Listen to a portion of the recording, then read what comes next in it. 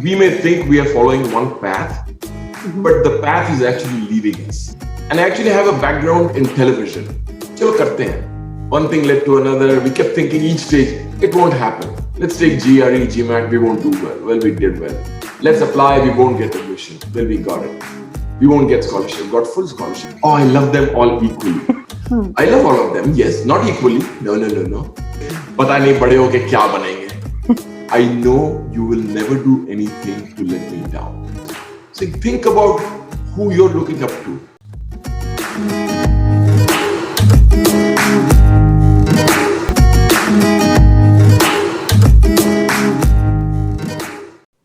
Hi everyone, my name is Anita Sharma and I welcome you all on Import Hub Media once again. Sometimes I feel that I'm so fortunate to have started Import Hub as I get to meet the legendary researchers and scholars in management area. It gives me immense joy and happiness to introduce our today's guest, Professor Arup Verma, to you all. Professor Arup Verma is Distinguished University Research Professor at Loyola University, Chicago. He is a PhD from Rutgers University, New Jersey, and Masters from XLRI Jamshedpur, India. He has published more than 100 articles and book chapters in leading journals, including Academy of Management Journal, Journal of Applied Psychology, the International Journal of Human Resource Management, and he has more than 4,500 citations. In his long academic career, he is the recipient of many teaching, research, and service awards. He was also awarded the Distinguished Alumnus Award Academics by his alma mater XLRI Jamshedpur. In this video, we will get to know about his journey, experiences, his contribution in academia as a teacher, researcher, consultant, supervisor, reviewer, and editor. Let's welcome Professor Verma to listen to many more untold stories. Sir, namaste. Namaste. Thank you, Anita. Thank you for inviting me, and I'm looking forward to chatting. It's a pleasure. Thank you so much, sir, and I'm really honored to have you on Import Hub Media. I really wish to know that in your more than 35 years of career as an academician, researcher, teacher, could you please tell us about your journey from India to America? Sure, I'll be happy to. I often believe that one doesn't know where one will end up. And I've seen that in my friends, colleagues, my mentors, that we may think we are following one path, but the path is actually leading us. So if you were to talk to my dad, who is no more, he was a teacher. And if you tell him that Arup Verma is a professor, I mean, I became a professor while he was still alive. He never believed it. Like, this guy. So I, after college in St. Xavier's, Calcutta, in those days, this is in the early 80s, XLRI was very big. And we had a few seniors from St. Xavier's who had gone to XLRI. So they, one of them, Roy Da, who unfortunately is no more, he became sort of my informal mentor. He was also from St. Xavier's, a couple of years ahead of me. So when he would come back to Calcutta, he would always say, hey, you have to come to XLRI. You have to come to XLRI. And of course, we were thinking I am in Calcutta. So I even got a call from Joka. But he had just convinced me that XLRI is the place in terms of character and character building, etc. So I went to XLRI, loved the 2 years there. After that, I worked in New Delhi for a couple of companies, first for a pharmaceutical company and then for a software/hardware company. And I loved it, absolutely loved it. I got to travel all over the country, conducting interviews, right from Himachal Pradesh all the way to Kerala. It was fantastic. So what kind of interviews were those? So we were hiring for the second company. It was a new company, software, hardware. Computers were just coming into India. So we were hiring engineers and MBAs as management trainees or senior management trainees. All right. So I carried a big suitcase with actual exams, GRE, GMAT kind of exam, because those days there was no computers. It was just coming in, hard copies. And then we would give the exams. I would sit there, I would score those exams or get some help from somebody and then shortlist people, conduct interviews and call them for a final interview to head office. And I loved it because I got to travel all over the country, most of the time by train, sometimes some flights, but a lot of RECs at engineering colleges were in small towns. but just the idea of traveling around India was fantastic. Mhm. There was absolutely nothing anywhere in my trajectory of teaching. Now, if I can just take a second and share, my dad, as I mentioned, was a high school teacher. He taught Hindi at St. Xavier's School, Calcutta for 43 years. Wow. Same school, 43 years. His students went on to become grandparents and their grandkids were in my dad's class. 43 years, same school. My Buaji, my father's sister, she's a retired teacher. Her husband Fufaji was a teacher. My Chacha was a teacher. So teaching is big in our family. But my dad used to tell us, "Paisa nahi hai, there's no money in teaching. So you guys, you've got an MBA. My brother is a retired bank manager. But you just never know what happens." So in my first job actually, the pharmaceutical company, one of the things my boss asked me to do, he was a trainer. So he said, "Why don't you assist me?" I said, "Okay, I can assist you." And when I started doing that, we used to conduct seminars all over Delhi and the suburbs, Surajkund, for managers. I started enjoying it. And I actually have a background in television. When I was in college in Calcutta, I used to be on Doordarshan doing a show on Youth Time. There were 4 of us, me and 3 other friends. And once a month, we would do this show. I said, "Oh, this is a good thing. You combine your acting chops or, a lot of people in India think hum Bombay chale jayenge." So I didn't have that much. Why not? And training. So I started thinking about, how do I do this? Mhm. Then my second job, I was traveling all over conducting interviews, but it was there at the back of my mind. And then one of my friends, very dear friends, he said, "Let's go to America." We love traveling all over the country. And in those days, with those salaries, there was no way you were buying a ticket to go to the US ghumne ke liye. Mhm. We never left the country. Within India, we used to travel. So he came up with the idea, if we go there to study, we are smart enough that we should get a scholarship. So we'll go for 2 years, we'll do an MBA, and we'll come back. He was a CA. MBA karenge. I already had an MBA, XLRI. So I said, "Chalo karte hain." One thing led to another. We kept thinking each stage, it won't happen. Let's take GRE, GMAT, we won't do well. Well, we did well. Let's apply, we won't get admission. Well, we got it. Let's see if we can get scholarship. Without scholarship, we can't go. We won't get scholarship. Got full scholarship, both of us. Wow. So my philosophy is very simple, from the Bhagavad Gita. Karmanya evadhikaraste ma phaleshu kadacha. Right. Do your deed. Hota hai theek hai. At every stage we thought, nahi hoga yaar, we won't get admission, we won't get scholarship. So I cannot claim that I planned it out extremely well. And after a couple of years, many of my batchmates from XLRI, within a year or 2, came to the US to do their PhDs. Mhm. Within a year or 2, many of them, I'm in touch with many of them. I'm talking about out of a batch of 100, at least 20, Mhm. give or take a couple. I was not one of those. I was not interested, not a padhai wala. And yet here we are. So you just never know. I said, let's follow the path. But whatever I'm doing, whenever I was doing it, I made sure I was enjoying it and doing my best. I never said, I'll do this, but I'm really not enjoying it. I'm waiting for the next stage. No. When I was conducting interviews, I loved it. Then in the second company, I was also setting up the performance management system, which I thought was phenomenal. What a great experience. For a while, they put me in sales. I didn't want to do it too long. So the one thing I learned, whatever you're doing at that point, enjoy it.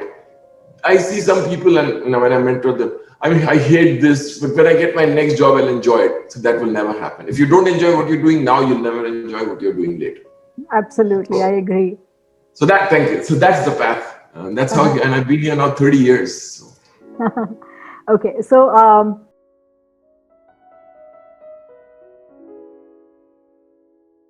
so how was your America experience overall? After your PhD, you worked in various capacities at different universities. Please share about those experiences. If you remember any vivid experience or incidents, if you can share any of those. Oh, absolutely. So I started. So I'm just going to take a minute to talk about first the university experience. Yeah. I got admission to Florida State University in Tallahassee, and Tallahassee is a very small town. Even now, and in those days, the airport was literally 2 rooms. It was a small town. So to go from New Delhi with a vision of US that you saw in movies, because remember, there was no internet those days, very limited information, to land in Tallahassee. I said, this is an American airport? It was a huge shock, not just culture shock, just a shock all around. Uh-huh. And then, of course, to go to a classroom, start taking notes and taking exams. After being a manager for 6 years in Delhi, I had a company house, a company car, servant, in the Indian lifestyle of a manager. Uh-huh. Wow, why am I doing this again? What is the point I'm trying to prove? So that was a difficult transition. It was not easy by any stretch of imagination. And I kept second guessing myself. But again, like I said earlier, okay, after a couple of weeks, I decided, ab ye karna hai, I'm going to do it. So then I started looking, okay, I'm going to transfer to a different university. I transferred to Rutgers. Luckily, I got admission, got higher scholarship, and also ended up in New Jersey, where I could easily get dosa, kulcha bhatura, all the Indian food. Tallahassee, there was no Indian restaurant, very small town. And I'd just come from India, I was missing all that. When I finished, I had several offers when I got my PhD. But I ended up at Loyola Chicago. One, because Chicago is a big city. And Rutgers was in a very small town. I'm from Calcutta and then New Delhi. So I'm not used to living in small towns. Two, it's a Jesuit university. And I studied in Jesuit universities in India, St. Xavier's College, XLRI. So there's something about the ethos that I like. And that is genuine, which is caring for the whole person. It's not just what grade did my student get, but what is going on with his or her life and how can we help? We do that. And it's been an outstanding experience. It has its ups and downs. I mean, there's human politics everywhere. You do well, people try to pull you down. And how come she's doing so well and not I? That's human nature. It's everywhere to different degrees. But overall, the culture is very supportive. And I have had the opportunity to teach in, I think, this is a rough number, 15 to 20 different countries through Loyola. Through this. So I've taught in Cuba. Most people in the US cannot even go to Cuba because it's restricted, but I got to go on a government license. Wow. I've taught in China and Singapore and United Kingdom and obviously in India, in Poland, Peru. I mean, the list goes on and on. And that's an amazing experience because when you're teaching different students with different backgrounds, you're not just teaching, you're also learning. You're also learning. And to me, that has been the best experience, the opportunity to interact with, spend time with. I mean, in Beijing, when I used to teach, I used to live on campus for 1.5 to 2 months at a time. So just immersion in that culture. I think I've learned more than I taught them, honestly. Oh, is it? I can say that now. Great, sir.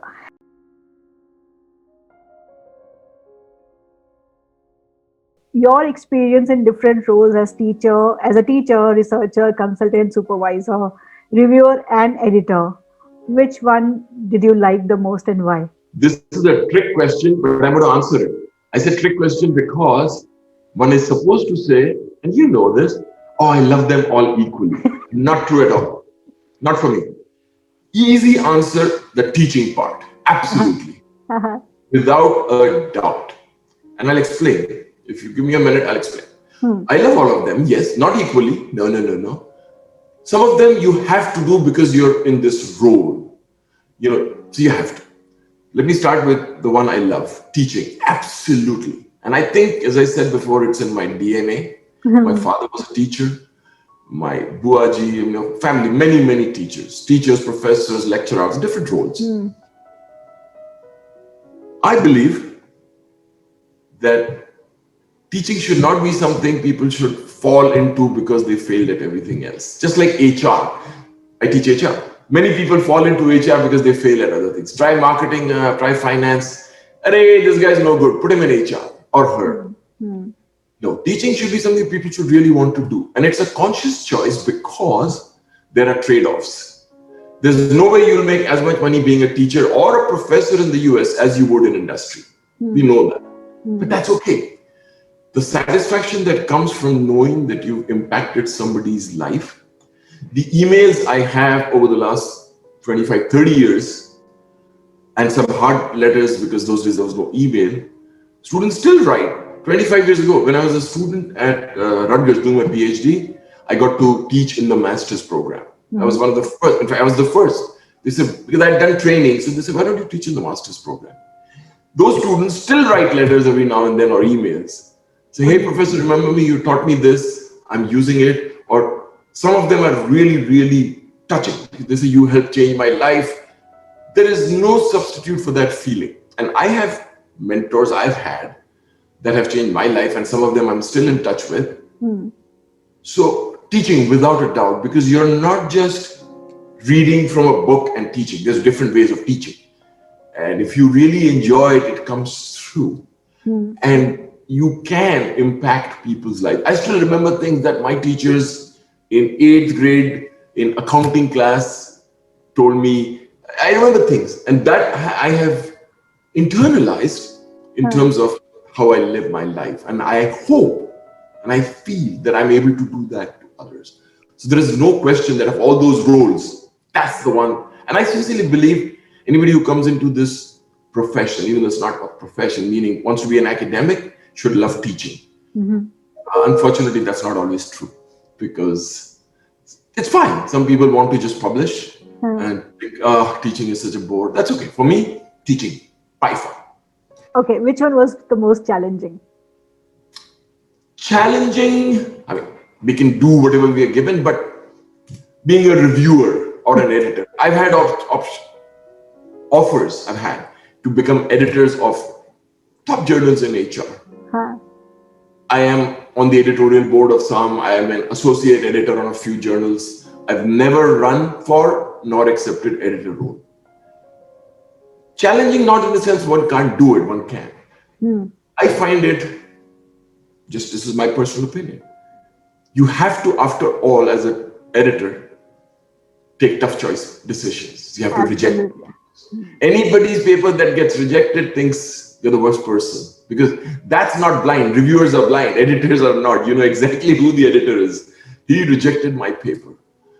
And I think a lot of it, I publish, I like research. Second to teaching, I enjoy it and I continue doing it. It never excited me.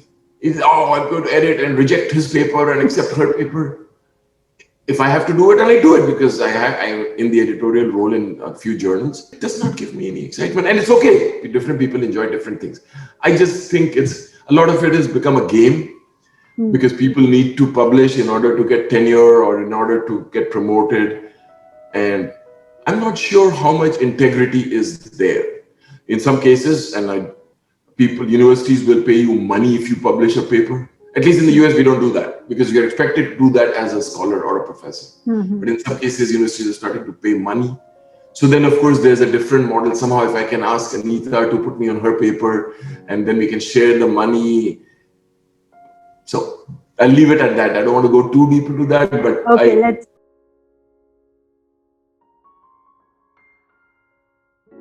let's move to the next question then, yes. Because it may get difficult at times to pick and choose words. I understand. So let me ask you another question. Sure. So if you look back and reflect, how would you be able to define your life journey in one statement? That's wow. It's a very interesting question. I'm going to go back to what I said earlier. Karmanye vadikaraste ma phaleshu kadachan.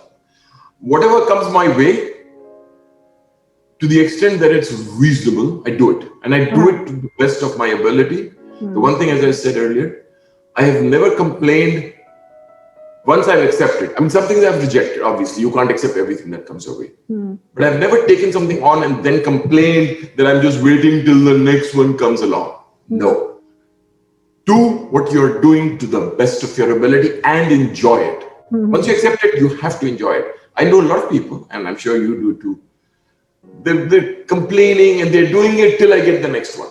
And the next one, they don't enjoy it yet because it's not the job, it's me. My philosophy is do whatever you're doing, the next thing will come along. Keep trying if you want something else. But if you don't enjoy this one, you will not enjoy the next one. I can totally understand and relate. I can totally relate with this statement. Yes. So then absolutely. Do it to your best ability. Yeah. Like, will come up. If you were not a researcher, what would you have been? There are two options. I've thought about this Huh. because, without a doubt, uh, one would be a teacher slash trainer. Huh. So if I wasn't this, maybe I would be like in a pure teaching role, or a trainer, which is what I started to become in industry.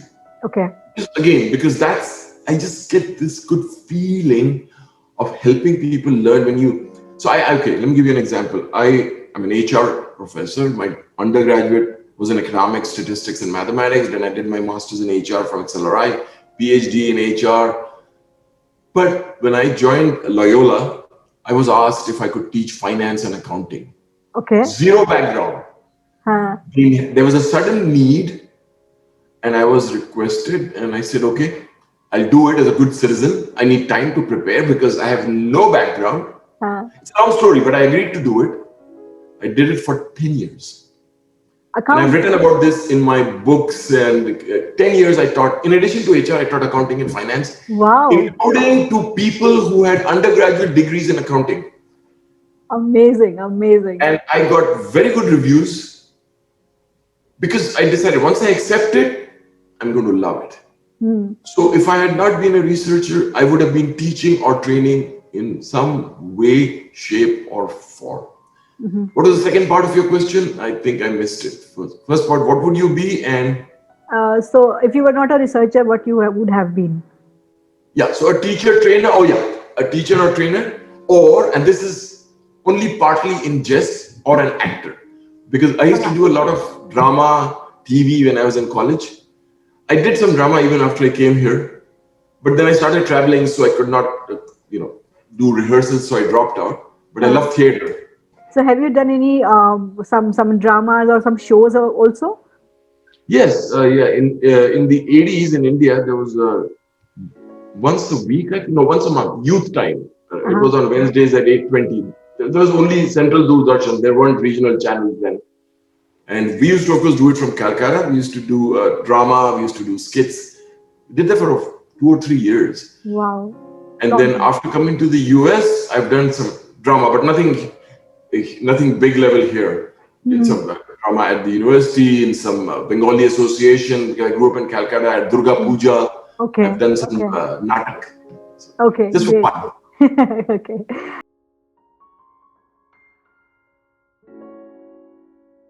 This is my last question. Sure. You are a role model for many. In fact, all your students remember you. They write letters to you. Know who is your role model here? Who is your motivator? Who motivates you? Okay. I'm glad you asked me. There's more than one person, so I've got three. So if I can take a minute to talk about all three. Time is all yours, sir. Tell me. First, and without a doubt, my mother. She's no more, but in school, my dad was a teacher, so he was very strict. I have an elder brother and a younger sister. I'm the middle child.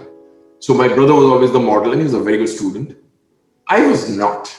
I was more interested in drama. Even in school, I did drama. I was a side actor, small role. So my dad used to say, "Pata nahi bade hoke kya banenge."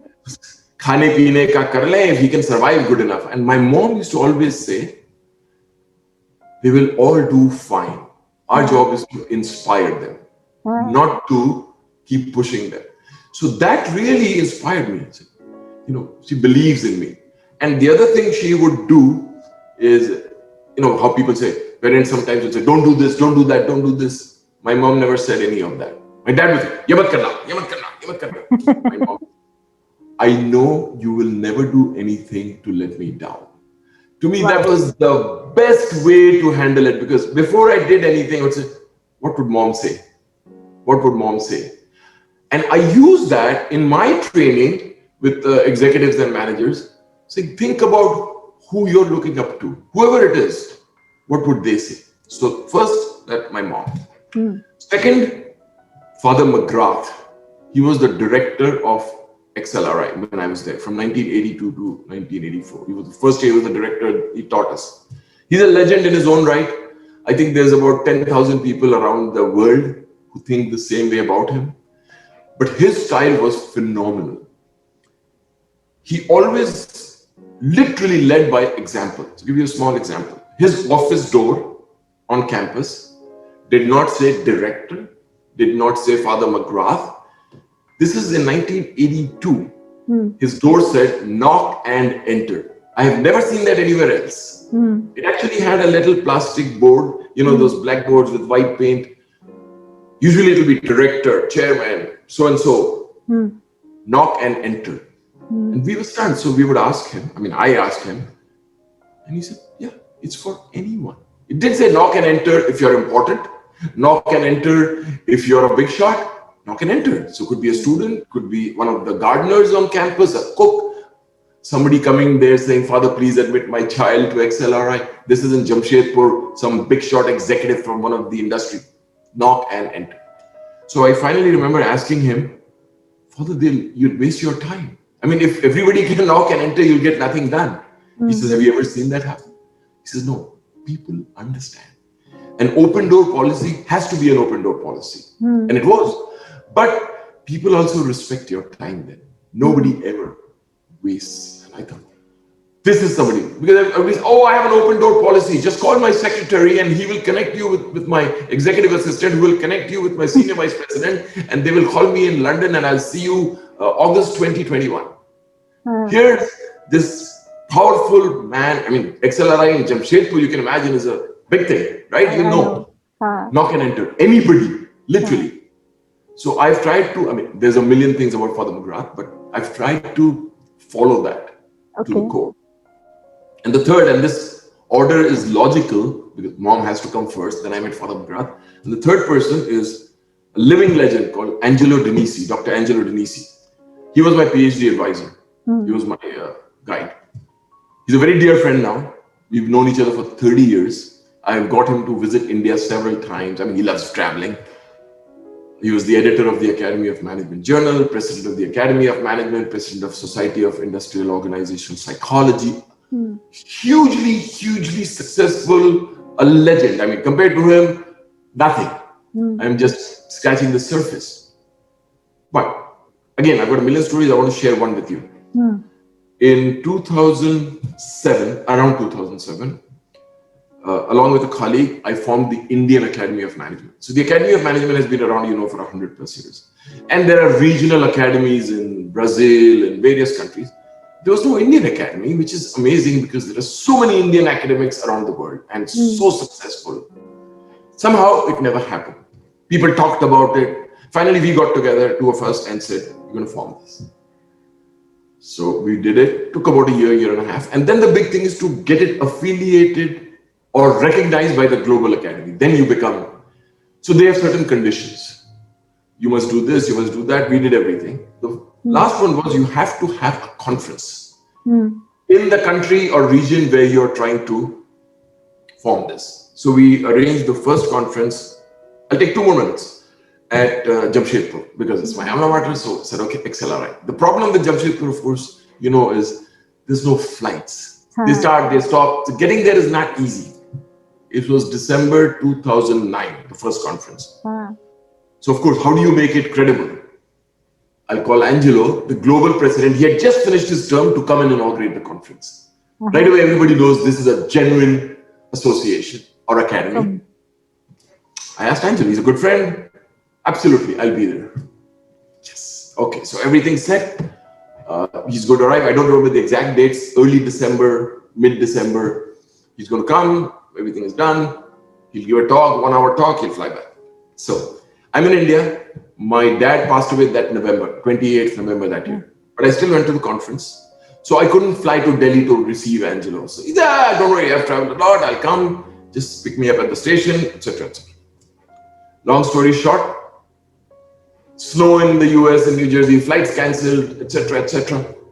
He had to travel, messed up direction, 40 some hours to get to Jamshedpur. Lands in Delhi late at night, takes a flight to Calcutta. I send a friend in Calcutta saying, please pick him up. This is what he looks like.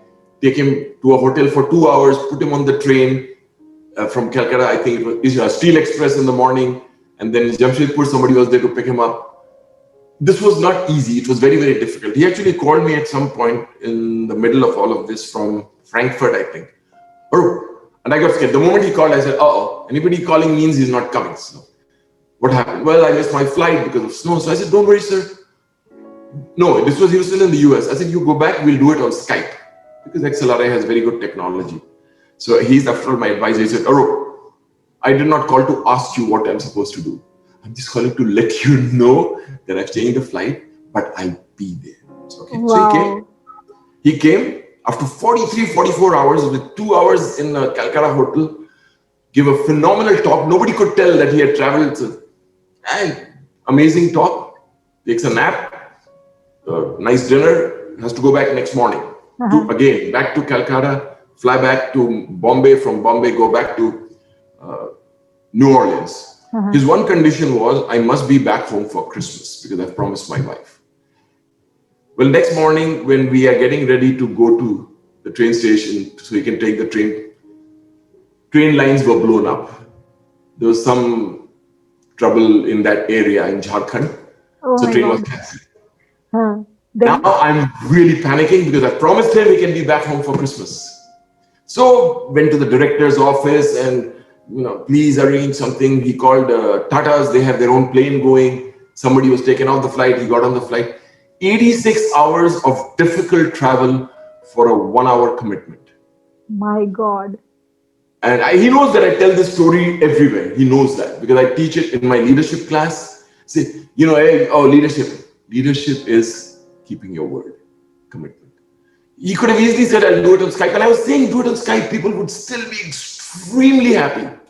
He said, Arup, I promised you, I'll be there. If only all the managers and all academics and everybody else, administrators, could take, when you make a commitment, live up to it. Unless you're not living.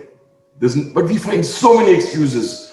Oh, I'm not feeling so well. My stomach is upset. Oh, I got a scratch here. Oh, I got an important. Telling you you're not important. No, if I make a commitment to you, you matter. I mean, these three folks have changed my life. They have made me who I am.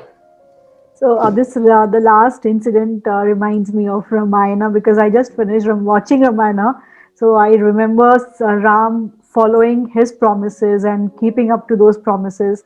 He left his wife. He abandoned his brother, and then everything happened just because he wanted to keep those promises he made to various people. I'm so glad you mentioned that because I broke my foot literally, so I had to request you to move this interview. So these conditions are okay. So medical conditions we can always understand. Yeah. Otherwise, no. Don't make a commitment.